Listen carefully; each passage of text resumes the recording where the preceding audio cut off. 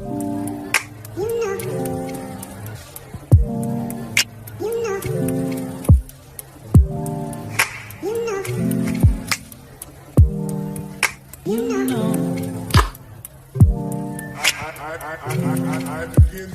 عليكم، مرحبا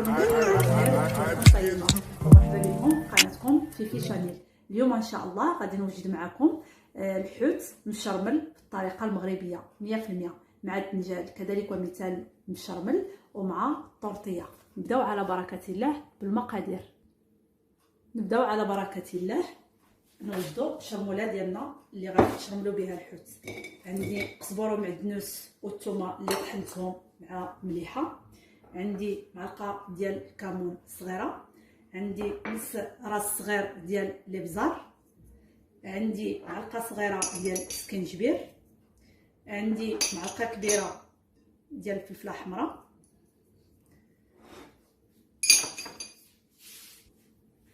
عندنا الحامض اللي عصرناه واحد معلقه كبيره حتى لجوج، عندنا الملحه على حسب الذوق، كنديروا واحد شويه ديال الماء، كنخلطوا مزيان الشرمونه ديالنا. ذكر انا خديت هنا الحوت ابيض غير الهبره ديال الحوت، وكيبقى اختياري، كل واحد كياخذ الحوت على حسب المستطاع. تمام. واللي بغى يزيد شويه ديال السودانيه يزيدها. انا عندي الوليدات ما كناكلوش الحر، كنكتفيو غير بالفلفله حمراء. ثم كتجينا الطريه على هذا الشكل. الشرموله ديالنا كنبقاو نشرملو هاد الحويتات ديالنا،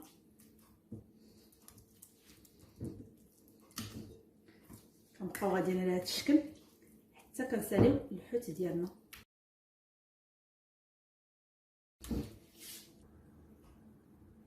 من بعد ما سالينا الحوت الشرميله كنديرو على جنب، نخليوه يشرب الشرموله ديالو. نرجع معكم باش نشرملو الدنجال ديالنا. دابا ان شاء الله غادي نمشي معكم باش نشرملو الدنجال ديالنا اللي كيجي بنين بزاف بهاد الشربوله ديال الحوت. انا غسلت الدنجال من قبل ورقدته في الملحه، من بعد مسحته وحطيته على جنب. هنا عندي قزبر ومعدنوس، عندنا الفلفله حمراء معلقه كبيره، شويه ديال الابزار، عندنا معلقه صغيره ديال الكمون، الحامض،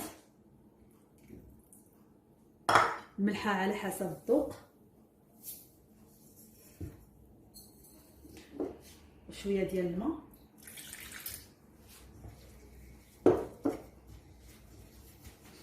وكنخلطو مزيان. انا كنفضل ندير له شرموله باش كيجي بنين وما كيشربلناش الزيت الدنجال. جربوه وغادي تشوفوا. ودابا غنبداو على بركه الله نشرملو في الدنجال ديالنا بهذا الشكل.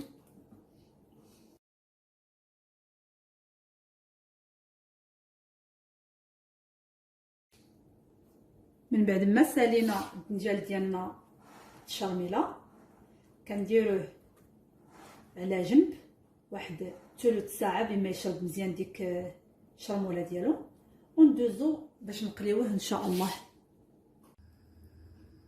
دابا ان شاء الله غادي ندوزو مباشره باش نوجد معكم طورطيه او ما يسمى بطاطا اومليت.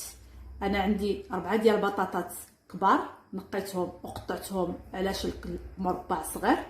عندي بصله كبيره مشلضه، غادي نحتاج 4 ديال المعالق ديال الزيت نباتيه. وغادي نبداو على بركه الله. غادي نديرو المقله ديالنا سخن، غادي نديرو عليها واحد 4 ديال المعالق كبار ديال الزيت النباتيه بهذا الشكل. واحد شويه غادي نخليوها تسخن. من بعد ما سخنا الزيت ديالنا كنديروا البطاطا ديالنا في المقله.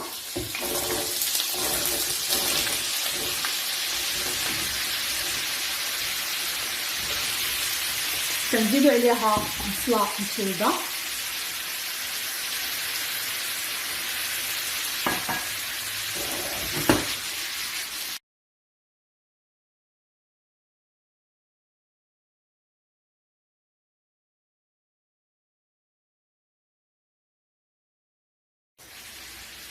كنزيدوا عليها واحد شويه ديال الابزار،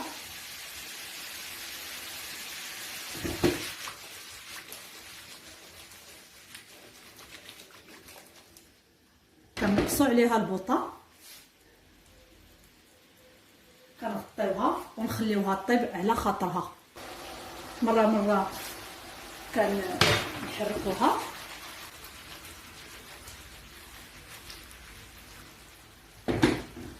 كنعاودو نغطيوها ونخليوها، ومره كنحركوها.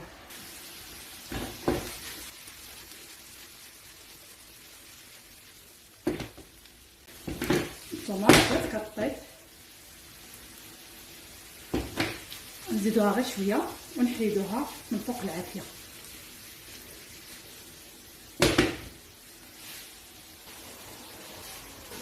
من بعد ما بدات البطاطا ديالنا على هذا الشكل، كنديروها على جنب وكنجيو نوجدو الخليط اللي غادي يمشي معاه.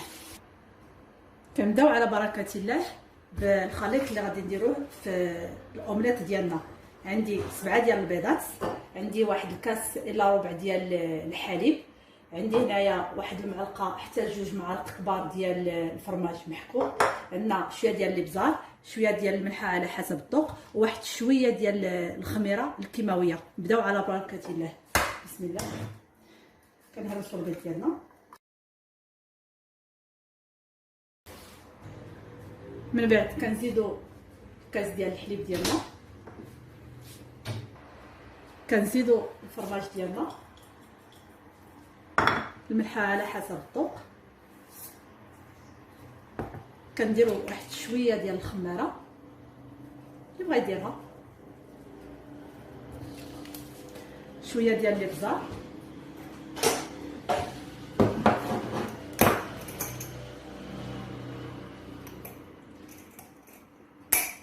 كنخلطوا الجميع.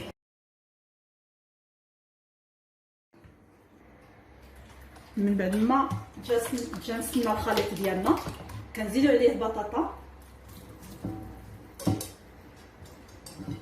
كنخلطوا كلشي على هذا الشكل. كنكونوا دايرين المقله ديالنا كتسخن، وكنضيفوا عليها الخليط. من بعد ما سخنات المقله ديالنا، كنديروا عليها الخليط، كنقصوا البوطه ونغطيوه ونخليوه يطيب على خاطر.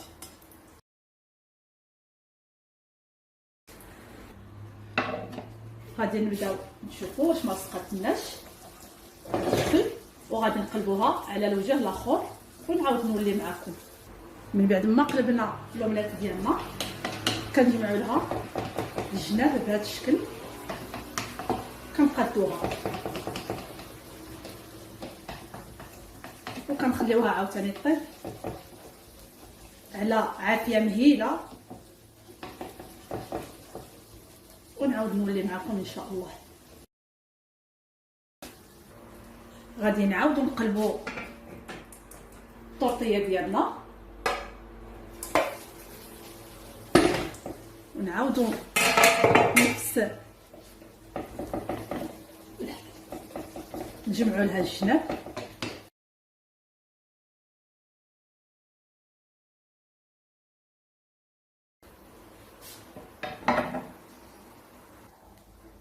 من بعد ما كطيب الطورطيه ديالنا، كتجي على هذا الشكل.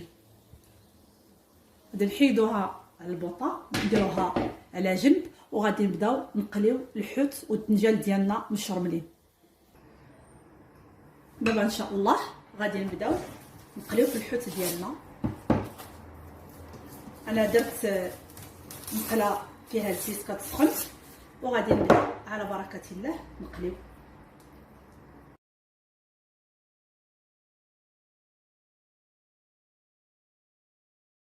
لما سخنات الزيت ديالنا كنبقاو نديرو الحوت على هذا الشكل.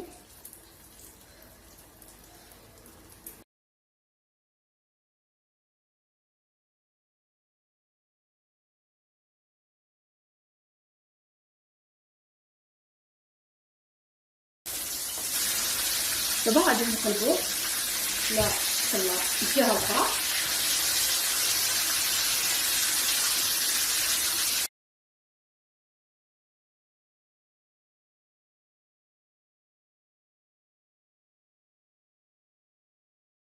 نخليوه يتقلاو على 2 جوايع ونحيدوهم.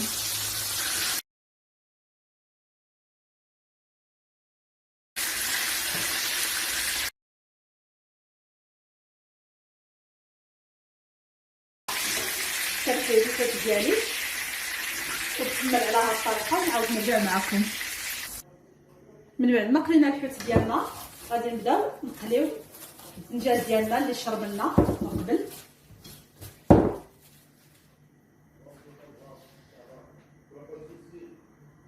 درنا الزيت كتسخن وغادي نبداو نقليو على بركه الله الدنجال ديالنا.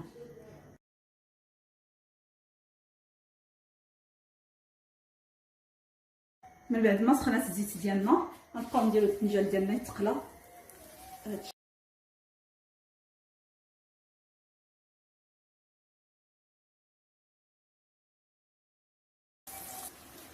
دابا غادي نبداو نقلبو الدنجال ديالنا.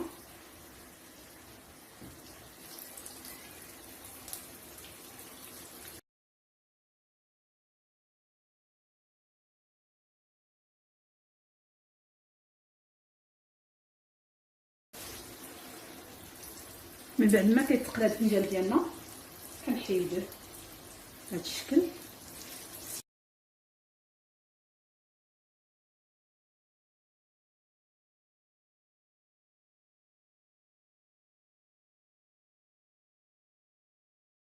من بعد ما وجدوا لي الاطباق دياولي كيجيو على هذا الشكل.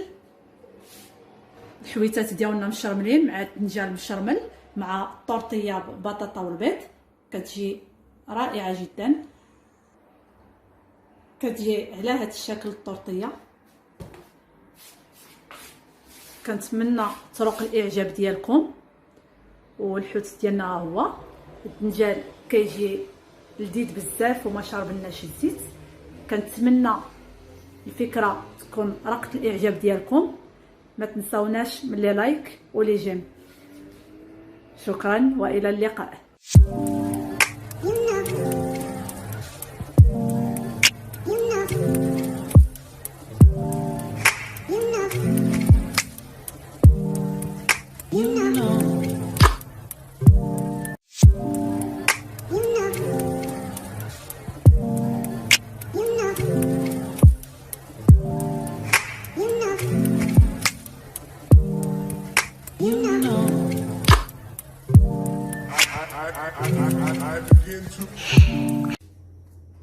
السلام عليكم ورحمة الله تعالى وبركاته.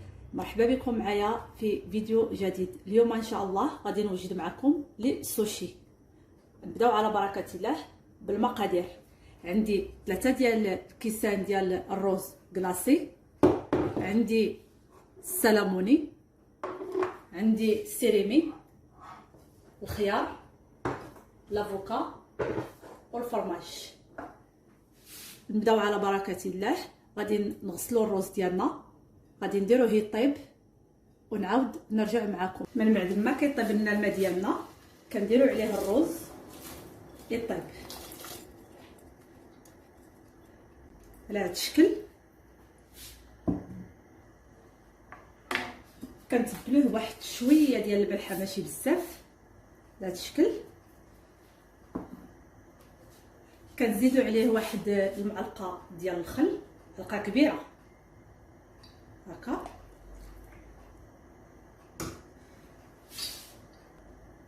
كنزيدوا عليه واحد المعلقه ديال السنيده وكنحركوه بهذا الشكل. كنغطيوه مره مره كنحركوه حتى كيولي كيتلصق لنا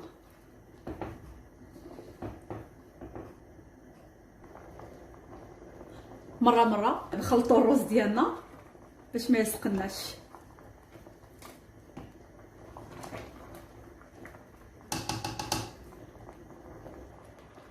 من بعد ما وجد الرز ديالنا كيجي على هاد الطريقه. دابا غادي ان شاء الله على هاد الشكل. دابا ان شاء الله غادي نصفيه ونخليه يبرد ونعاود نرجع معكم باذن الله. من بعد ما وجد الرز ديالنا كيجي على هاد الشكل معجن بحال هكا، كيبقى يتلصق لنا في اليد. غادي نحطوه على جنب. على ذكر انا عندي النوري، هذا ضروري خصو يكون باش كنديروا لي سوشي ديالنا. وعندنا الزربيه باش يمكننا نديروا لي سوشي ديالنا. انا غادي نبدا معكم على بركه الله. غنبداو على بركه الله. غادي نفزق يدي بشويه ديال الماء على هذا الشكل.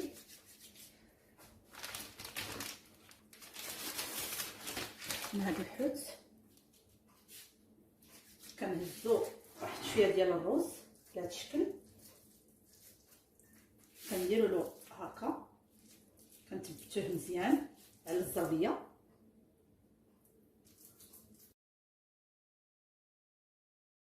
ومن بعد كتعمروه باش ما بغيتو، داكشي اللي عندكم واجد.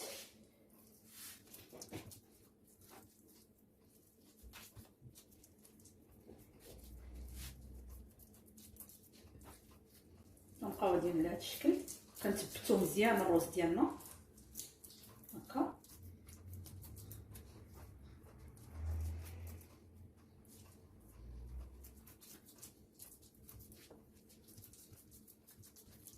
انا غادي ندير لافوكا هكا، غندير عليها الخيار اللي قطعته رقيق هكا، وغادي ندير السيريمي.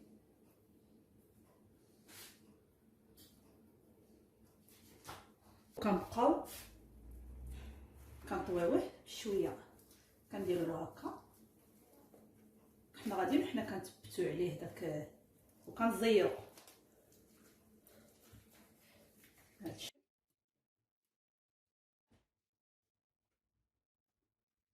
كنزيروا عليه مزيان، كنبالكم باش ما يتشكلناش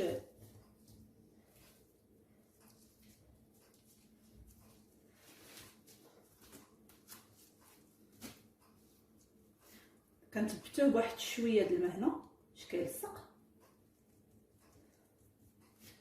وكنعاودو نزيرو عليه.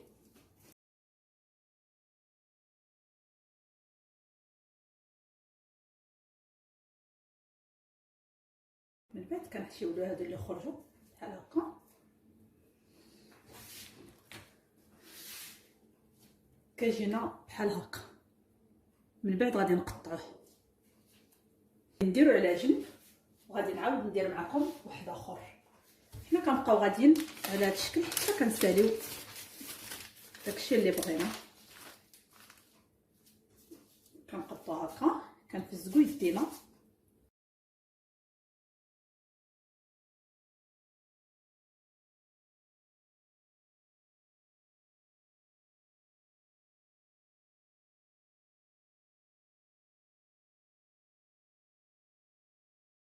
حنا في يدينا نبقاو ندهنو شويه يدينا بالماء.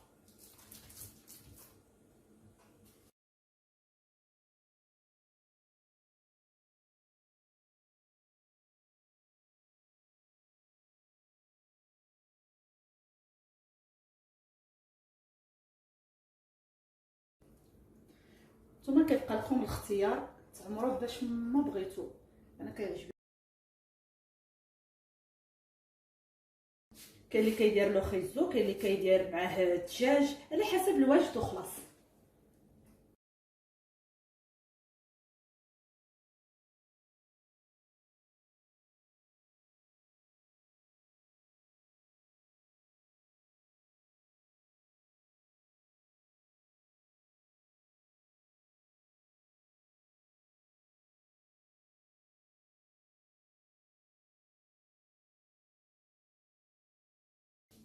وكيجينا على هذا الشكل.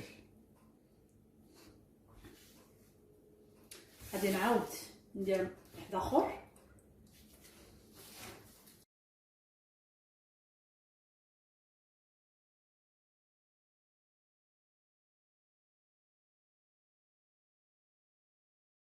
كاين اللي كيديروه بالطون، انا غنديرو بالفرماج كيجي زوين. كاين اللي كيخلط الطون والفرماج.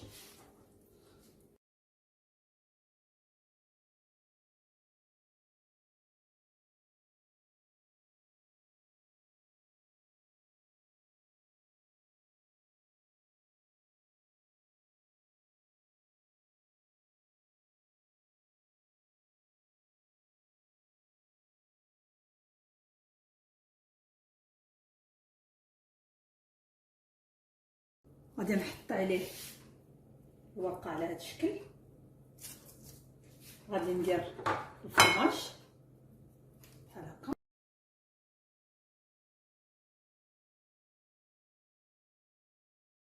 انا كنستعمل يدي، اللي بغى يدير الفرشيطه ولا المعلقه يديرها. انا السهل ما عندي هو هما صبعان. من بعد ما درت الفرماج، انا غندير غير الفرماج، غادي نبقى درك ندير له هكا.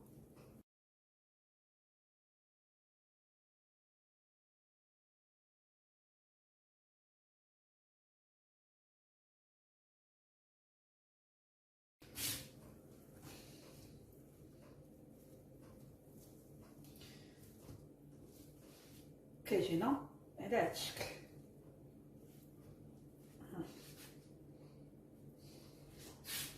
انا غادي نبقى كنكمل على هذه الطريقه ونعاود نولي معكم ان شاء الله.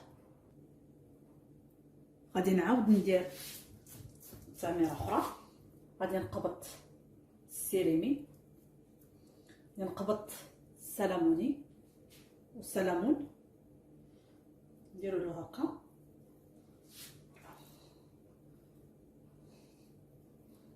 بهذا الشكل.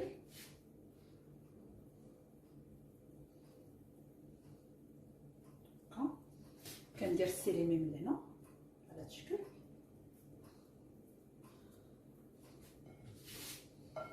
ندير واحد خيارات بهذا الشكل.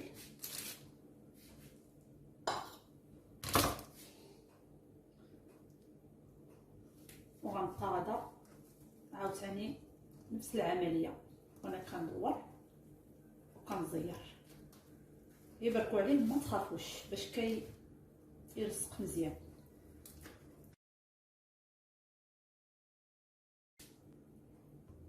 من بعد ما كيوجدوا لنا لي سوشي ديالنا على هذا الشكل، دابا غادي نبدا نقطعهم دوائر ونعاود نولي معكم. كنبقاو نشكلوهم دوائر على هذا الشكل. انا غنبقى كنقطعهم حتى نساليهم ونعاود نولي معكم ان شاء الله. من بعد ما ساليت لي سوشي بالتقطاع ديالي، دابا غادي ندوزو باش نزوقوهم. انا شريت هاد الشلاضه ديال كيقولوا لها الشلاضه ديال الربيع ديال البحر، كنشريها من السوبر. كتجي بنينه الصراحه الله، كتعطي واحد المذاق عجيب لي سوشي. وكنبقى كندير لهم انا هكايا على هذا الشكل. انا غنبقى مكمله بهذه الطريقه حتى الاخر ونعاود نولي معكم ان شاء الله. الطبق الاخر غادي نزوقو بالبصله فريت.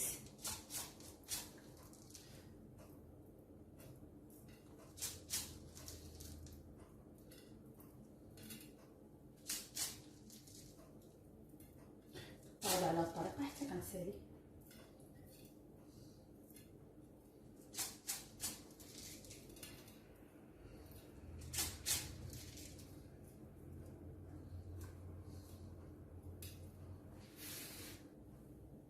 من بعد ما سالينا لي سوشي ديالنا بالتقطاع وزوقناهم بشي شويه، كنقدموهم مع الصوجه حلوه كيجيو على هذا الشكل. كنتمنى تكون رقت الاعجاب ديالكم الفكره ديال اللون. ما تنساوناش من لي لايك لي كومونتير. شكرا بزاف والى اللقاء.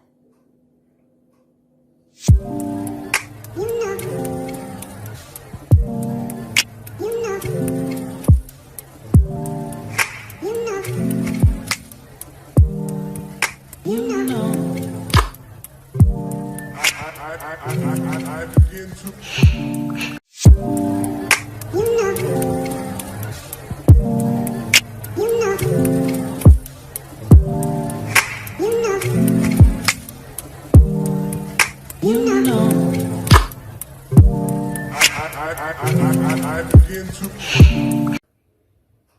Bonjour à tous et bienvenue sur ma chaîne. Aujourd'hui, je vous propose une recette économique et facile à faire. السلام عليكم ورحمة الله. اليوم إن شاء الله غادي نوجد معكم المملحات الرمضانية. نبداو على بركة. En commençant tout de suite à la recette. 300 g de viande hachée, un poivron rouge coupé fine, un oignon coupé en dés, 100 g de vermicelle que j'ai trempé dans l'eau chaude pendant 10 minutes, 30 g de champignons noirs que j'ai trempé aussi dans l'eau chaude pendant 5 minutes. عندنا 300 g ديال الكفته، فلفله حمراء مقطعه طريفات صغار، عندنا بصله مشلوضه، عندنا 100 g ديال الشعريه الصينيه اللي فزقناها في الماء تقريبا 10 ديال الدقائق، ما سخون بطبيعه الحال، وعندنا 30 g ديال الشامبينيون الكحل اللي فزقناه واحد 5 ديال الدقائق. نبداو على بركه الله. Dans une poêle, je mets 3 cuillères à soupe d'huile d'olive. في المقله غادي ندير واحد 3 المعالق ديال زيت البلديه يسخنوا.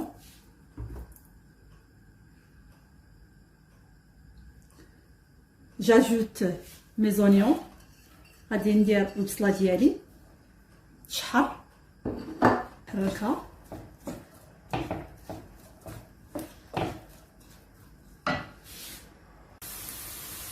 J'ajoute mes poivrons. غادي نزيد عليهم البصله ديالي ونخليهم يتحمروا مزيان.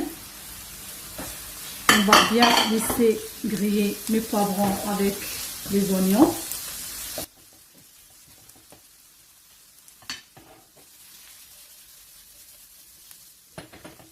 On va rajouter notre viande hachée. دابا غنزيدو عليهم الكتان بعد ما تحمرات لنا الفلفله والبصله. On va bien les écraser.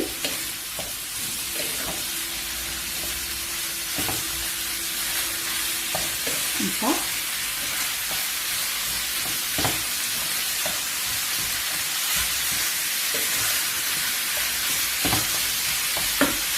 On va continuer jusqu'à que ça se mélange bien, les poivrons, oignons, la viande hachée.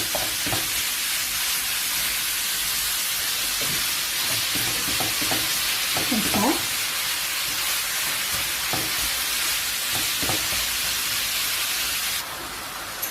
On met 2 petites cuillères à café de paprika, 2 معالق صغار ديال الفلفله الحمراء, une cuillère de gingembre, معلقه صغيره ديال سكنجبير, du sel, الملحه,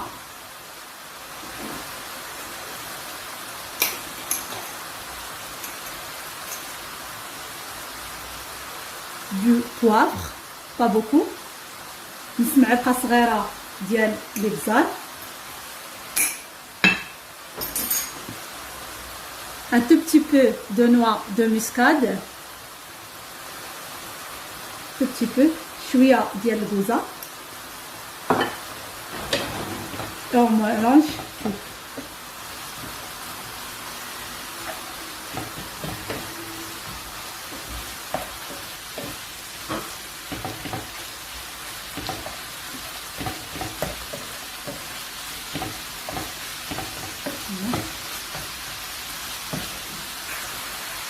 Une cuillère de بيس دو فيوند هاشي، واحد المعلقه صغيره ديال اللحم ولا ديال الكفته اللي عندكم واجد.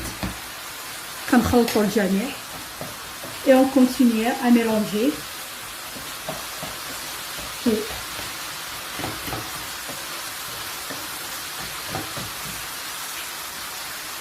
Je rajoute les champignons noirs. كنزيد عليهم الشامبينيون الكحل كيف du vermicelle. كنزيد عليهم الشعريه الصينيه.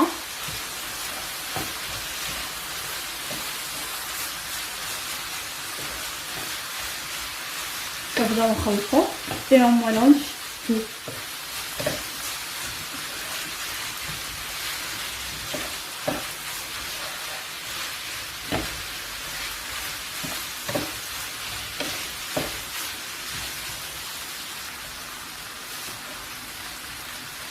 On rajoute les olives vertes, une petite poignée. كنزيدو واحد شويه ديال الزيتون الخضر مقطع دويرات.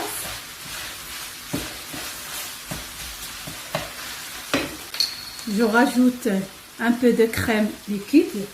من بعد كنزيدو عليها الكريمه ديال الطهي اللي عنده متوفره، اللي ما عندوش لما يديرها.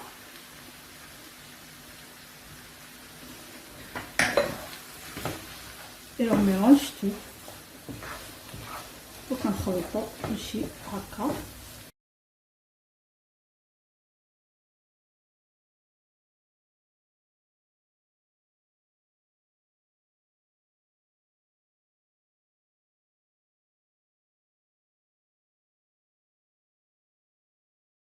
On va éteindre le gaz et on va rajouter un peu de fromage râpé. غادي نطفيو على الغاز وغادي نزيدو عليه الفرماج محكوك.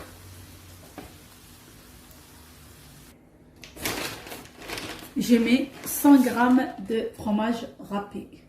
درت واحد 100 غرام ديال الفرماج محكوك. On mélange tout. On va laisser refroidir et on va commencer à faire dans les briques. غادي نخليوه يبرد وغادي نبداو نعمرو به الورقه ديالنا. Et pour la suite, je vais utiliser les feuilles de briques et je commence à farcir. دابا ان شاء الله غادي نبداو نعمرو الورقه ديالنا بالحشوه. بهذا الشكل غادي ندهنو شويه بالزبده.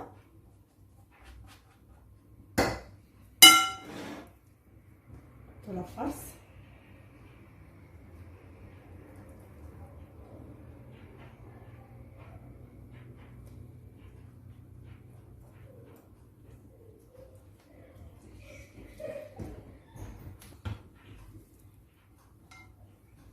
On va remplir comme ça et en même temps on va appuyer.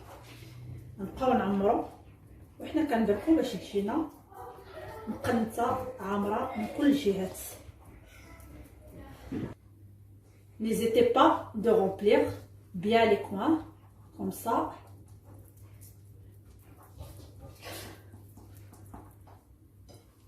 Et là on va commencer à mettre, plier les briques dedans. On l'appuie et on met du beurre. ونبقاو غاديين على هذا الشكل حتى كندهنوه مزيان كنبركو وكتجينا على هذا الشكل.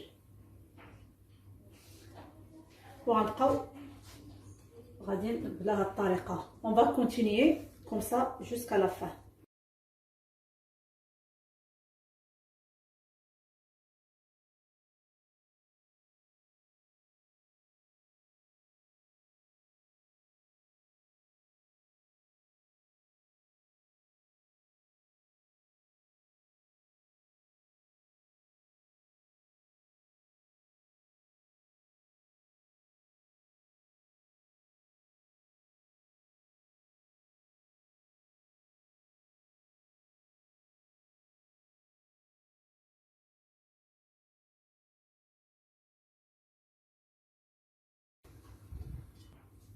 Là, je vais les faire en portefeuille.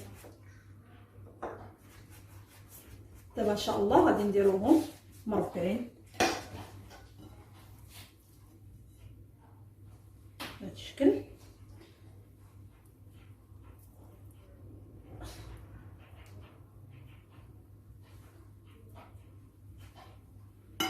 On va les plier comme ça. Comme ça.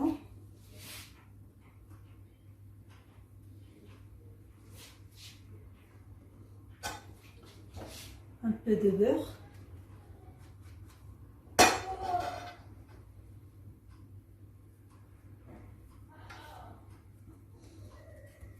كيونا على هذا الشكل.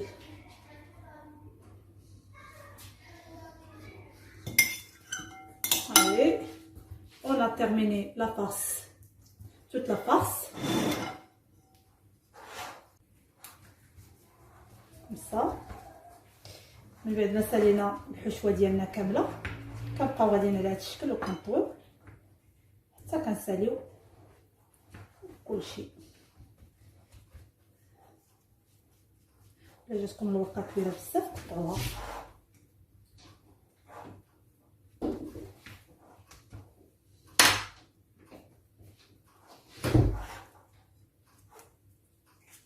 Voilà. Et une fois que j'ai fait former mes pastillas, je les dépose dans une plaque qui va au four. من بعد ما ساليت الحشوه ديالي بالتمر غادي نديروهم في الفران يتحمروا ان شاء الله. Et je badigeonne avec le beurre sur le dessus comme ça. ومن بعد كندهنوا الوجه بالزبده على هذا الشكل.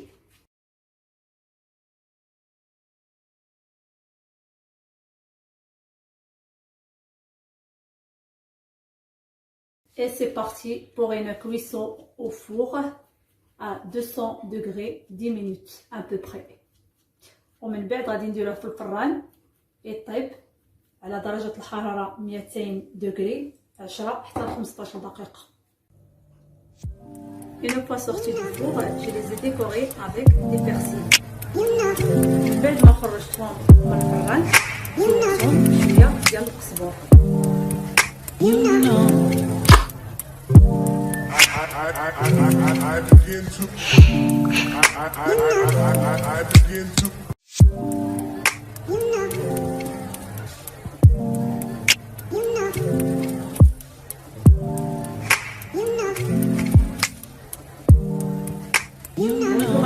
bienvenue sur ma chaîne Fifi Chanel.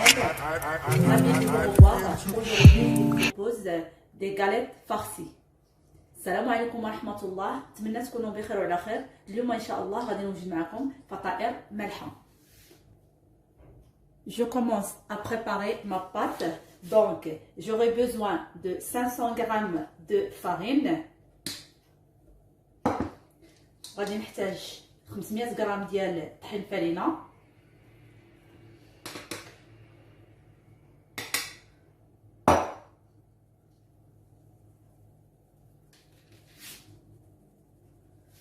J'aurai besoin 125 g de semoule extra fine. 125 g ديال طحين الزرع. Une petite cuillère à café de sucre, du sel,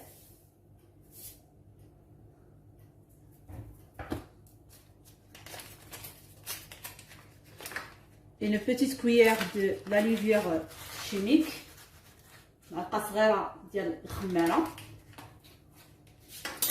une grande cuillère à soupe de vinaigre blanc, معلقة كبيرة ديال الخل، un blanc d'œuf، بيض البيضة،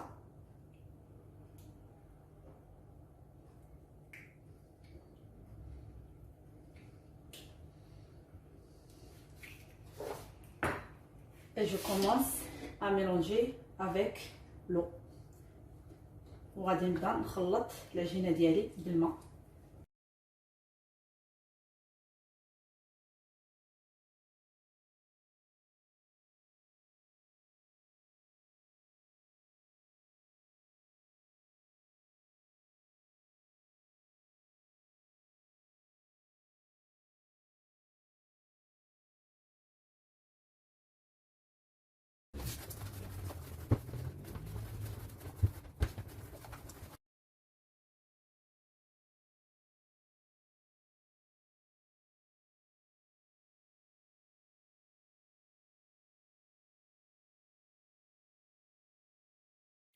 On va mettre un tout petit peu d'huile, comme ça.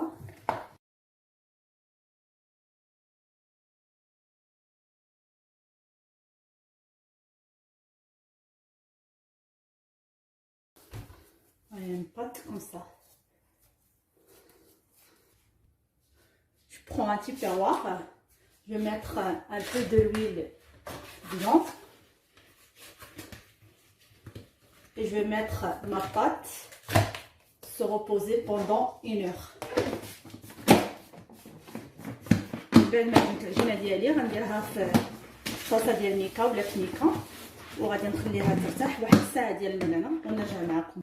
Donc voilà les ingrédients pour farcer les galettes. J'aurai besoin un poivron coupé fine, poivron rouge, une carotte râpée, 100 g de chou, 200 g de blanc de poulet coupé en dés, 3 cuillères à soupe d'huile d'olive.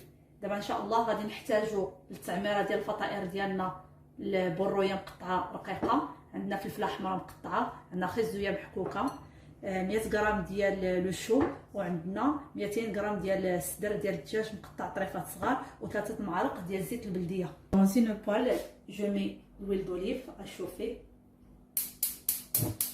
المقله ديالنا غادي ندير الزيت ديالنا تسخن. Je commence à mettre mes poireaux dans la poêle.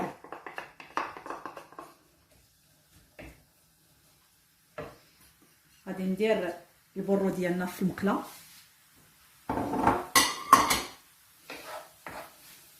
mélanger. J'ajoute mes poivrons. نزيد عليهم الفلفله الحمراء ديالنا. Et on mélange tout.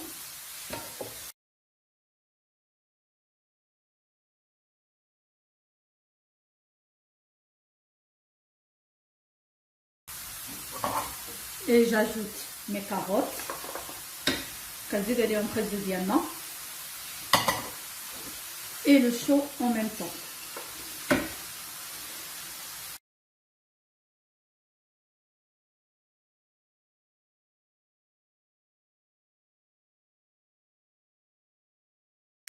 Je mets une demi-cuillère à café de poivre. ندير نص معلقه صغيره ديال الابزار. une cuillère à café de gingembre. معلقه صغيره ديال السكنجبير. une petite cuillère à café de paprika. معلقه صغيره ديال الفلفله الحمراء. une demi-cuillère à café de curcuma. نص معلقه صغيره ديال الكركم.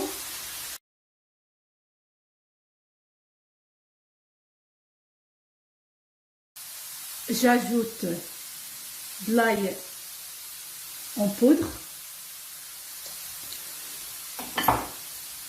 et des oignons en poudre en même temps.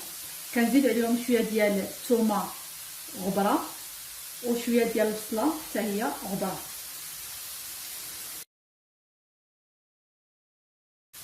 et de sel وكنديروا الملحه على حسب الذوق. j'ajoute mes poulets.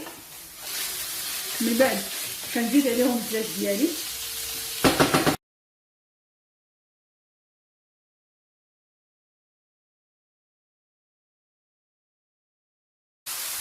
je rajoute un tout petit peu de soja sucré.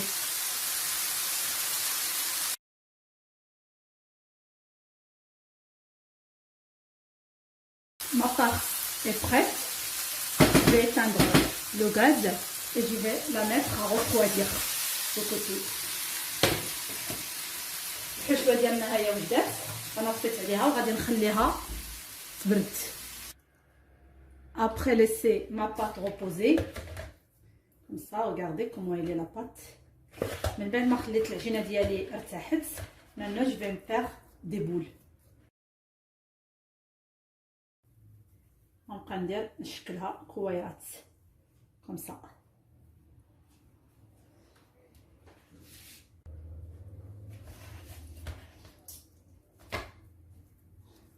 Moi je vais faire les boules comme ça jusqu'à que je termine toute ma pâte et après je reviens vers vous. انا غنبقى كنكمل على هذا الشكل حتى نسالي العجينه اللي عندي كامله هكايا ونعاود نرجع معكم.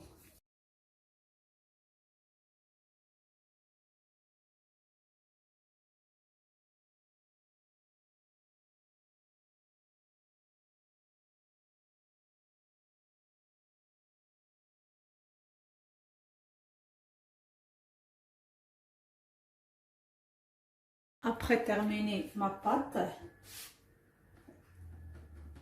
je vais les couvrir avec le film alimentaire pendant 5 minutes. Après, je reviens vers vous. من بعد ما ساليت العجينه ديالي بتكوى غادي نغطيها واحد 5 ديال الدقائق ونعاود نرجع معكم ان شاء الله. Je prends un peu d'huile de tournesol, je mets sur mon plan de travail. Je prends une boule et je commence à étaler sur le comme ça. On va bien l'écraser.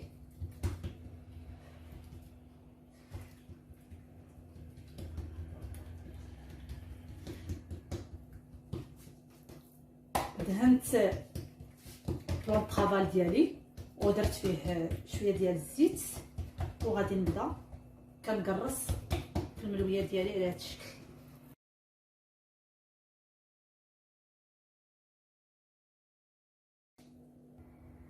Je mets un peu de beurre de noisette.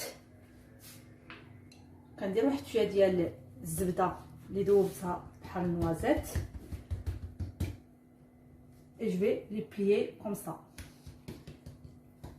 On va faire un portefeuille. غادي نطويها مربعه. On prend du beurre.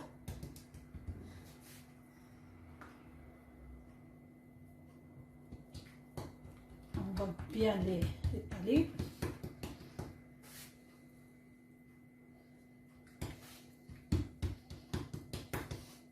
On va plier comme ça. On va faire l'autre pareil. Voilà, c'est un portefeuille.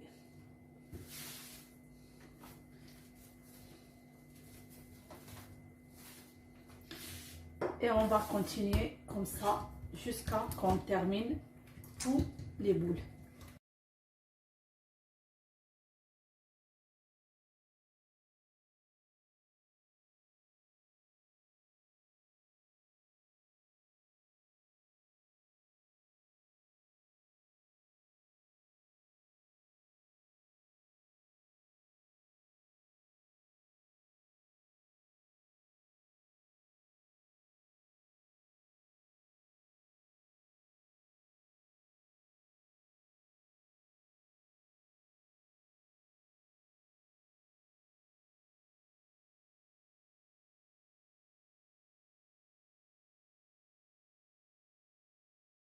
Après avoir fini de faire mes portefeuilles, je commence à les farcir.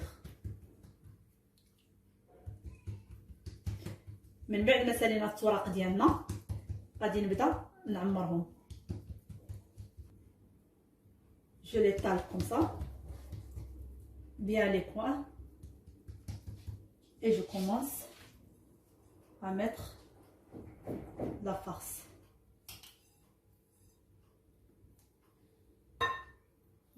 Bien au milieu et je prends les côtés, ça, et l'autre côté pareil.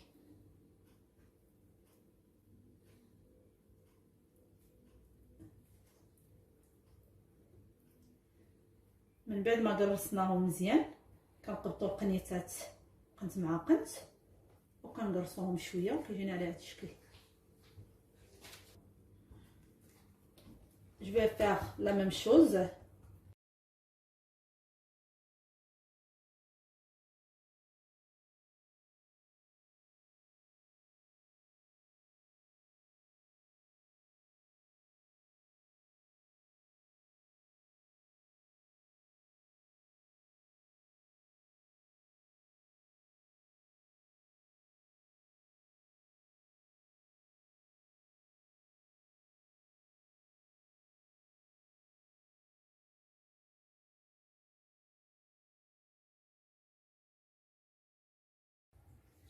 J'ai deux jaunes d'œufs mélangés avec un peu de sauce soja. Maintenant, je commence à déjeuner.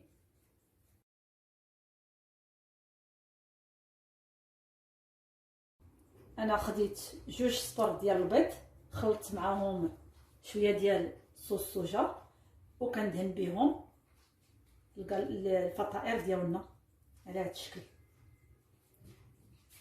Et on va continuer jusqu'à que je termine.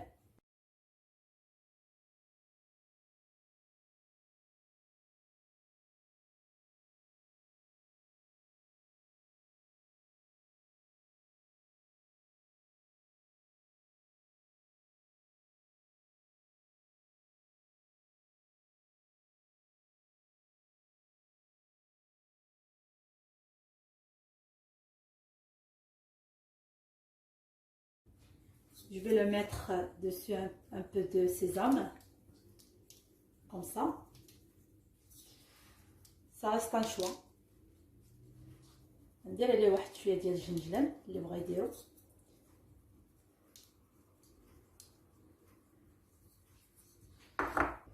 Et un peu d'olive noire.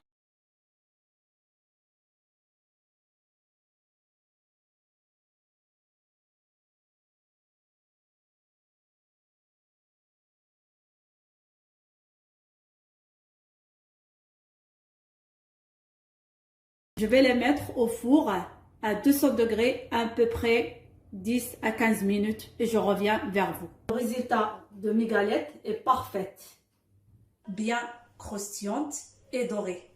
الفطائر ديالنا كيجيو على هذا الشكل. نتمنى يروق الاعجاب ديالكم.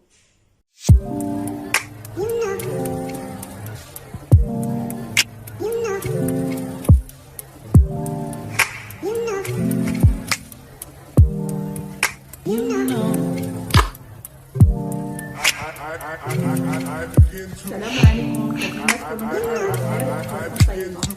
بكم في قناتكم فيفي شانيل.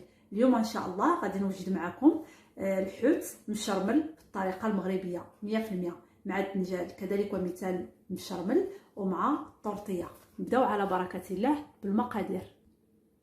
نبداو على بركه الله نوجدوا الشرموله ديالنا اللي غادي نشرملوا بها الحوت. عندي قزبر ومعدنوس والثومه اللي طحنتهم مع مليحه. عندي معلقه ديال الكمون صغيره. عندي نص راس صغير ديال الابزار. عندي معلقه صغيره ديال السكنجبير. عندي معلقه كبيره ديال الفلفله حمراء.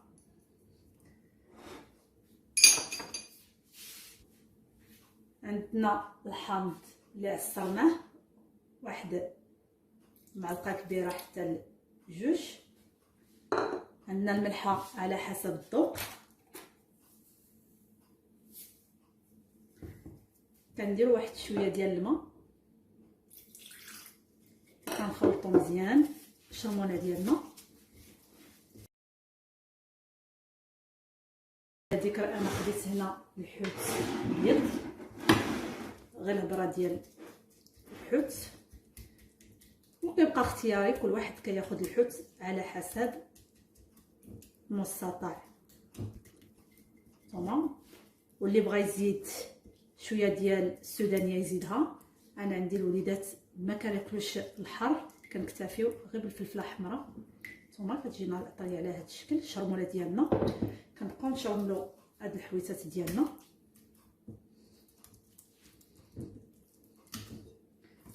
كنبقاو غاديين على هذا الشكل حتى كنساليو الحوت ديالنا.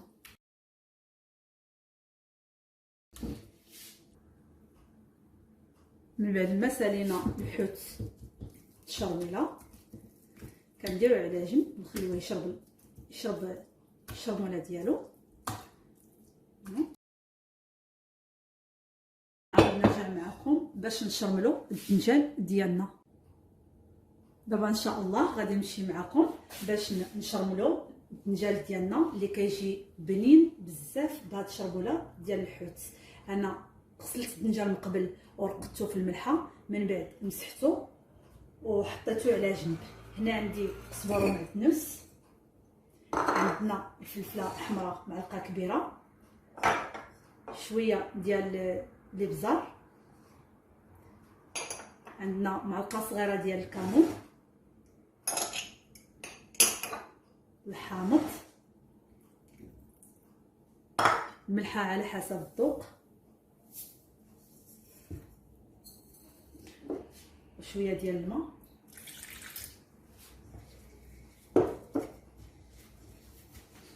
وكنخلطو مزيان. انا كنفضل ندير له شرموله باش كيجي بنين وما كيشربلناش الزيت الدنجال. جربوه وغادي تشوفوا. ودابا غنبداو على بركه الله نشرملو في الدنجال ديالنا بهذا الشكل.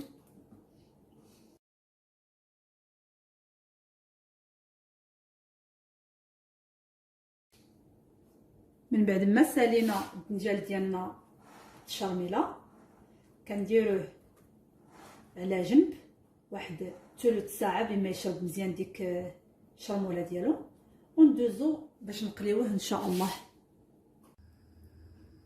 دابا ان شاء الله غادي ندوزو مباشره باش نوجد معكم طورطيه او ما يسمى بطاطا اومليت.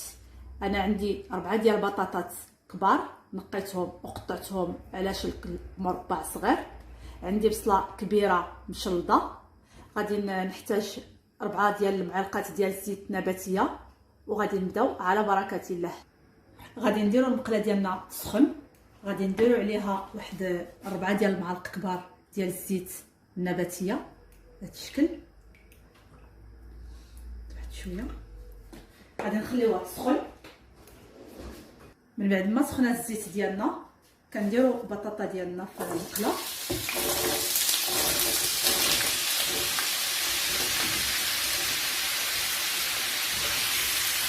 كنزيدو عليها بصله مشلده،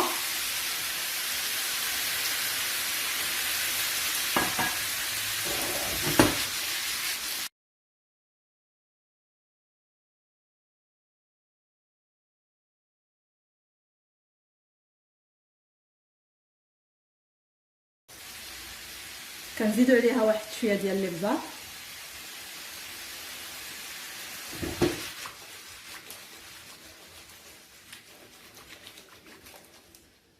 كنقصو عليها البوطه،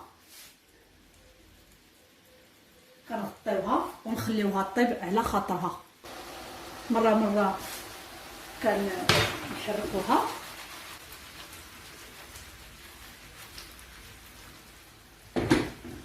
كنعاودو نغطيوها ونخليوها، ومره كنحركوها.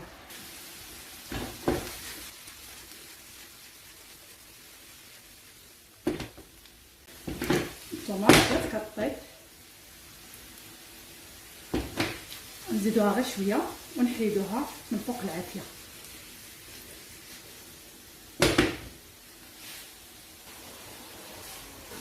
من بعد ما بدات البطاطا ديالنا بهذا الشكل كنديروها على جنب، وكنمشيو نوجدو الخليط اللي غادي يمشي معاه. كنبداو على بركه الله بالخليط اللي غادي نديروه في الاومليت ديالنا. عندي 7 ديال البيضات، عندي واحد الكاس الا ربع ديال الحليب، عندي هنايا واحد المعلقه حتى 2 معالق كبار ديال الفرماج محكو، عندنا شويه ديال الابزار، شويه ديال الملحه على حسب الذوق، وواحد شويه ديال الخميره الكيماويه. نبداو على بركه الله. بسم الله. كنهرسوا البيض ديالنا،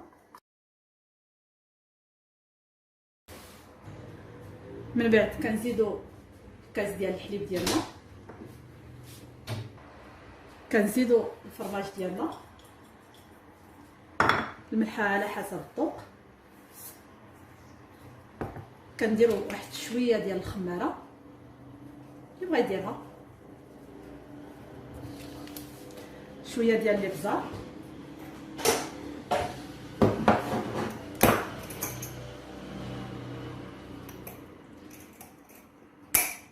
كنخلطوا الجميع.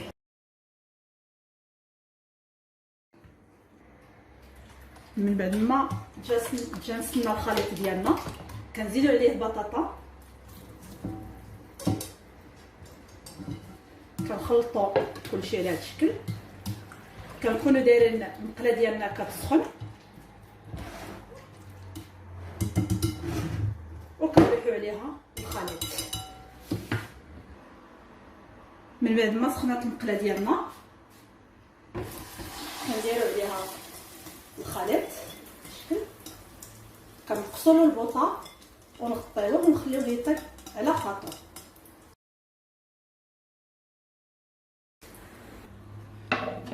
غادي نبداو نشوفوا واش ما سقطناش الشكل، وغادي نقلبوها على الوجه الاخر ونعاود نولي معكم. من بعد ما قلبنا لومليت ديالنا كنجمعوا لها الجناب بهذا الشكل، كنقادوها وكنخليوها عاوتاني طيب على عافيه مهيله، ونعاود نولي معكم ان شاء الله. غادي نعاودو نقلبو الطورطيه ديالنا ونعاودو نفس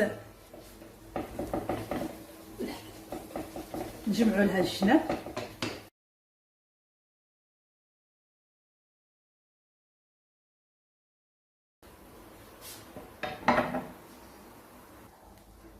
من بعد ما كطيب الطورطيه ديالنا كتجي على هذا الشكل، غادي نحيدوها على البوطه نديروها على جنب، وغادي نبداو نقليو الحوت والدنجال ديالنا مشرملين. دابا ان شاء الله غادي نبداو نقليو في الحوت ديالنا. انا درت مقله فيها الزيت كتسخن، وغادي نبداو على بركه الله نقليو.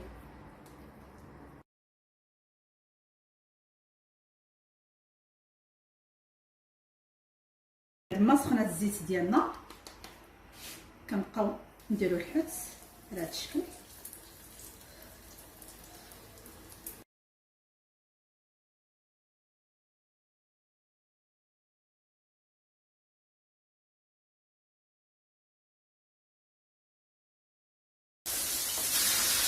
دابا غادي نقلبوه على الجهه الاخرى.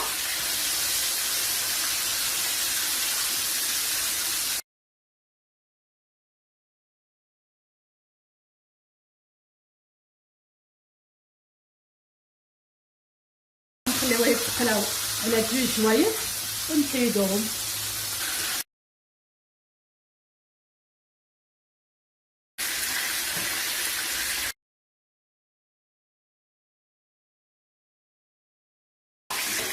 كنحيد الحوت ديالي ونكمل على هاد الطريقه ونعاود نرجع معكم. من بعد ما قلينا الحوت ديالنا غادي نبداو نقليو الدنجال ديالنا اللي شربنا من قبل.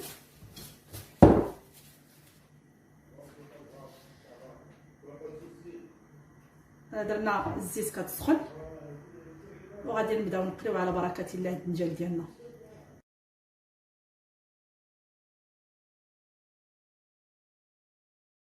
من بعد ما سخنات الزيت ديالنا غنبقاو نديرو الدنجال ديالنا يتقلى.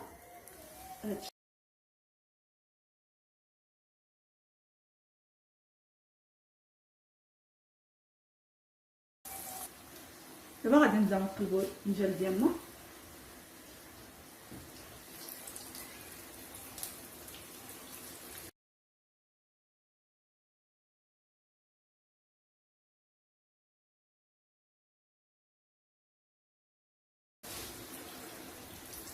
من بعد ما كيتقلى الدنجال ديالنا كنحيدوه.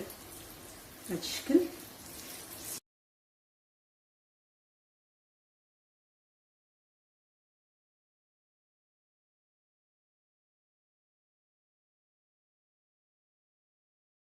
من بعد ما وجدوا لي الاطباق دياولي كيجيو على هذا الشكل. الحويتات ديالنا مشرملين مع الدنجال مشرمل مع الطورطيه ببطاطا والبيض، كتجي رائعه جدا. كتجي على هذا الشكل الطورطيه. كنتمنى طرق الاعجاب ديالكم. والحوت ديالنا ها هو.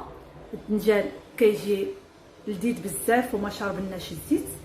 كنتمنى الفكره تكون رقت الاعجاب ديالكم. ما تنساوناش من لي لايك ولي جيم. شكرا والى اللقاء.